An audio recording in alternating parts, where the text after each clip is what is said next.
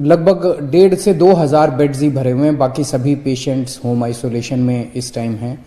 जो patients home isolation में हैं उन लोगों के लिए आज हम एक अद्भुत कार्यक्रम लेकर आए हैं। मैं समझता हूँ शायद दुनिया में इस किस्म का कार्यक्रम पहली बार हो रहा है कि कोरोना संक्रमित होम आइसोलेशन में पेशेंट्स के लिए इस किस्म का कार्यक्रम कोई भी सरकार पूरी दुनिया में कर रही है। पहली बार ऐसा हो रहा है। हम जानते हैं कि योग से इम्यूनिटी बहुत बढ़ती है, प्राणायाम से इम्यूनिटी बहुत बढ़ती है। अगर व्यक्ति योग और प्राणायाम करे तो उसको कोरोना से, मैं ये तो नहीं कहूँगा कि कोई कोरोना की काट है या बीमारी से, लेकिन इम्यूनिटी बढ़ती है और कोरोना से डील करने में उसकी क्षमता बढ़ती है। एक व्यक्ति की इम्यूनिटी बढ़ती है, उसकी क्षमता बढ़ती है। तो जो लोग होम आइसोलेशन में इस टाइम हैं उनके लिए स्पेशल योगा के और प्राणायाम के कुछ क्लासेस हम लोग शुरू कर रहे हैं, ऑनलाइन क्लासेस। वो अपने घर बैठे हमारे इंस्ट्रक्टर के साथ योग कर पाएंगे। इसके लिए हमने पूरी तैयारी कर ली है।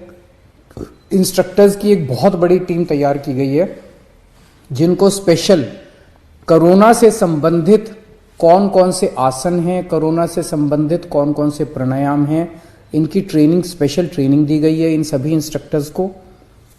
आज जितने भी होम आइसोलेशन में हमारे पेशेंट्स हैं कोरोना संक्रमित, उनको एक एक लिंक जाएगा रजिस्ट्रेशन करने के लिए।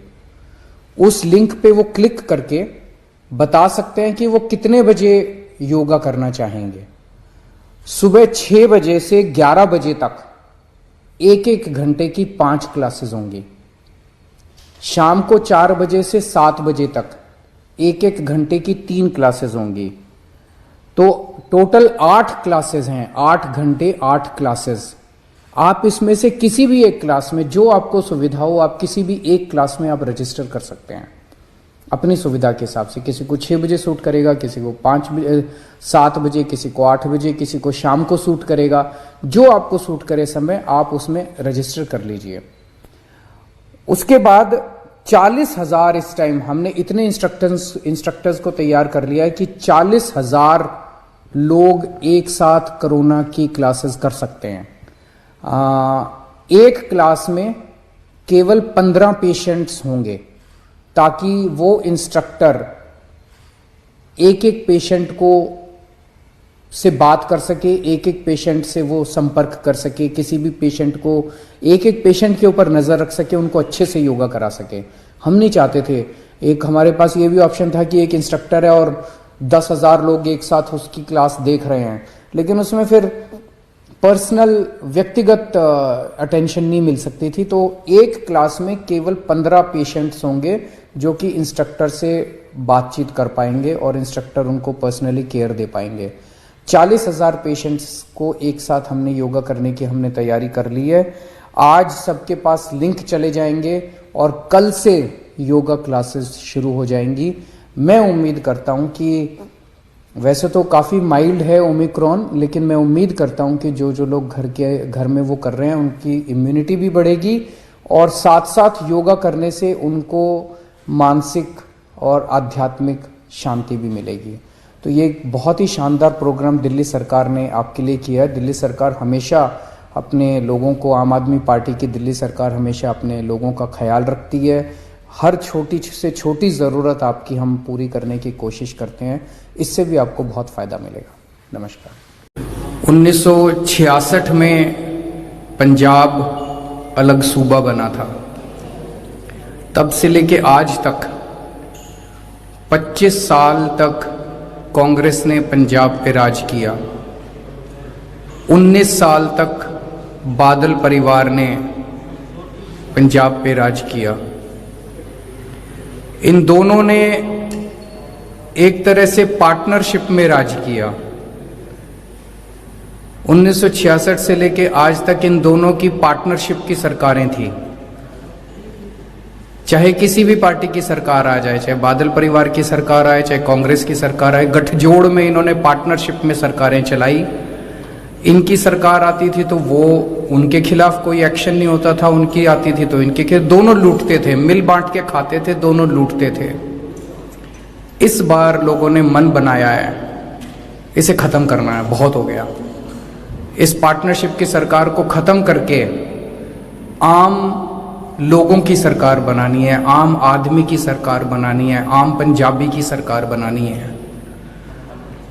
लोग मन बना चुके हैं कि इन दोनों को उखाड़ के एक मौका लोग इस बार आम आदमी पार्टी को देने का मन बना चुके हैं। मानते हो संयुक्त समाज मोर्चा दे इलेक्शन चलता तो नुकसान होगा? देखो जी, हमारा मकसद एक ही है, पंजाब का भला। पंजाब का भला होना चाहिए। हमारा किसी से कोई द्वेष नहीं है, किसी से कोई वो नहीं है। राजेवाल साहब आए थे मेरे घर, उनसे बातचीत हुई थी। जिस दिन वो आए थे तब तक हम 90 टिकटें अनाउंस कर चुके थे अपनी। उन्होंने कहा कि हमें 60 टिकटें चाहिए, 60। मैंने उनको कहा जी, जो जिनको हमने टिकटें दी हैं, मैंने कहा जी 60 तो कुछ भी नहीं है, सारी की सारी 117 आपकी हैं, सारी पार्टी आपकी है। जिन 90 लोगों को हमने टिकटें दी हैं वो भी किसानों के बच्चे हैं, वो भी अलग थोड़ी हैं, वो भी आप ही के बच्चे हैं। तो मैंने कहा 27 टिकटें बची है, इन 27 में से आप 10-15 जो भी आपको ठीक लगे वो आप ले लीजिए, लेकिन जिनको हम टिकट दे चुके उनकी टिकटें काटना थोड़ा सा ठीक नहीं होगा। वहां पे बात बनी नहीं।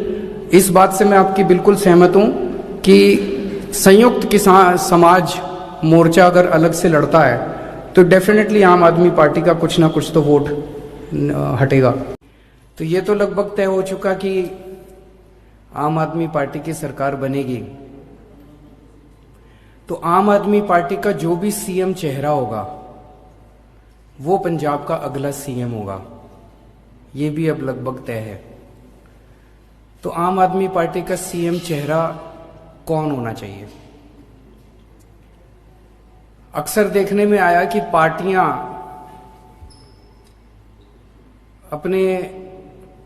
कोई अपने बेटे को बना देता है सीएम का चेहरा सीएम, कोई अपने बहू को बना देता है, कोई अपने घर वाले को बना देता है। भगवंत मान जी हमारे बहुत प्यारे हैं, मेरा छोटा भाई है, आम आदमी पार्टी के सबसे बड़े नेता हैं। हम भी अपने कमरे में बैठ के, मैं तो कह रहा था कि भगवंत मान को बना देते हैं।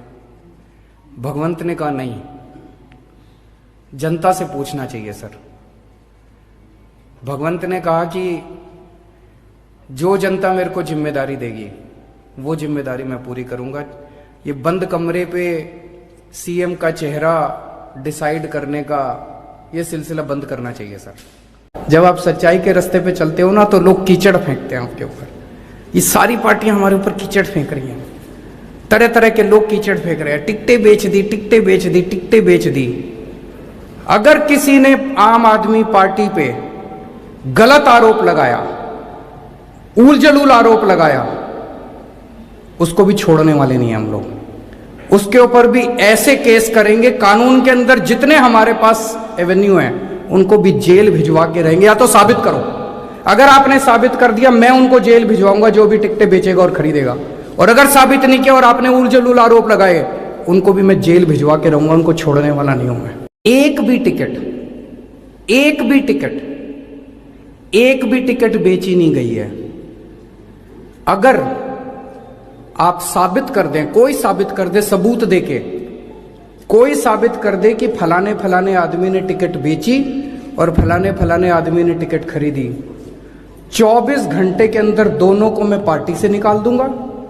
और केवल पार्टी से नहीं निकालूंगा, मैं कुछ भी बर्दाश्त कर सकता हूं, भ्रष्टाचार में बर्दाश्त नहीं कर सकता।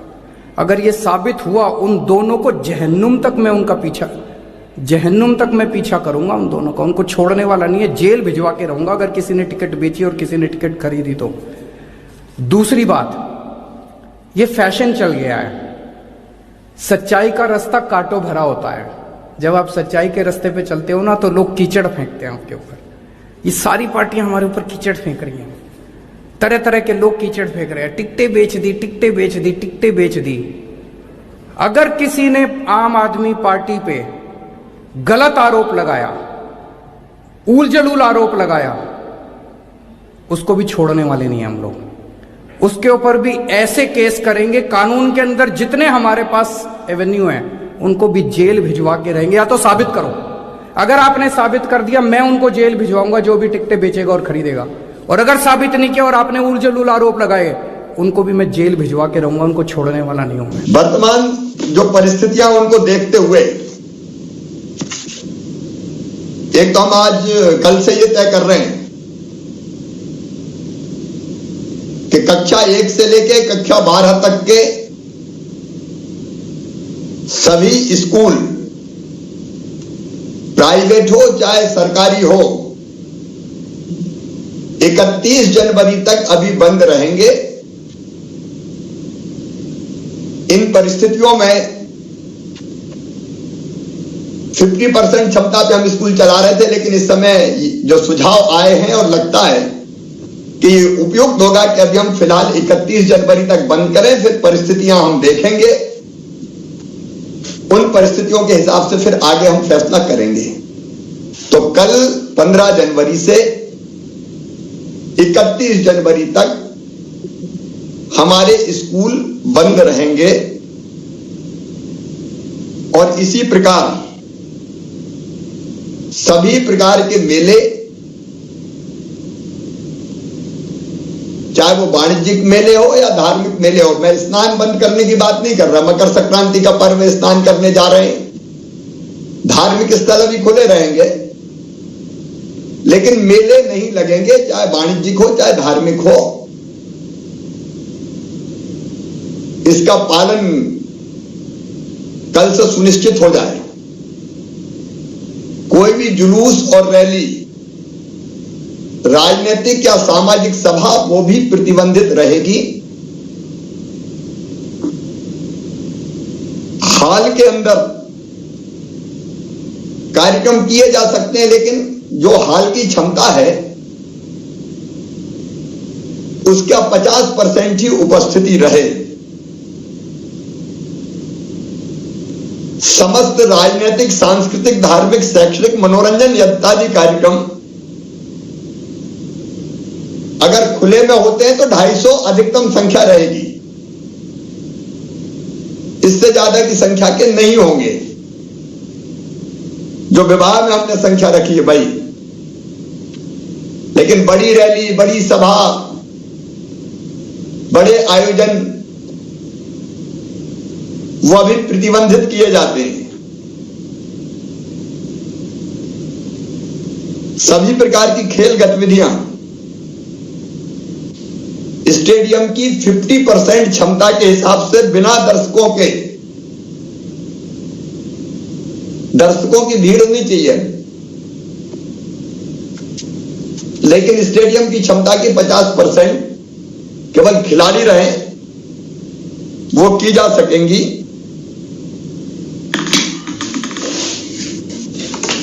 प्री बोर्ड की परीक्षाएं